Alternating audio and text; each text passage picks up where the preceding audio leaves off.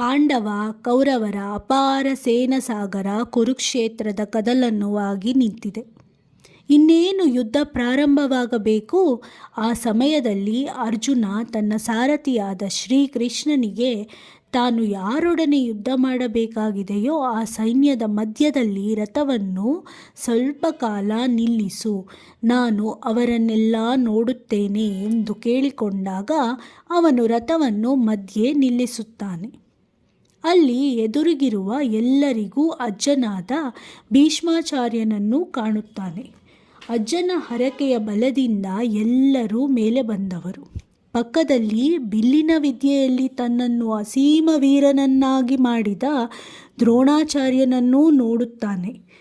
ತನ್ನ ಹೆತ್ತ ಮಗ ಅಶ್ವತ್ಥಾಮನಿಗಿಂತ ಹೆಚ್ಚು ಅವನು ಅರ್ಜುನನನ್ನು ಪ್ರೀತಿಸುತ್ತಿದ್ದ.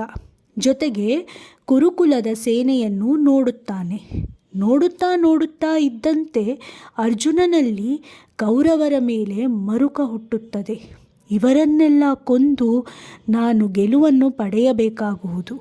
ಲಕ್ಷಾಂತರ ಬಂಧು ಬಾಂಧವರು, ಸ್ನೇಹಿತರು, ದಾಯಾದಿಗಳು ಇವರೆಲ್ಲ ಹತರಾಗುವರು. ನಾನು ಜಯಿಸಬೇಕಾದರೆ ಇಷ್ಟೊಂದು ಪಾಪ ಬರುವುದು. ಇದರಿಂದ ಕೃಷ್ಣ, ನಾನು ಯುದ್ಧವನ್ನು ಮಾಡುವುದಿಲ್ಲ ಎನ್ನುತ್ತಾನೆ ಅರ್ಜುನ.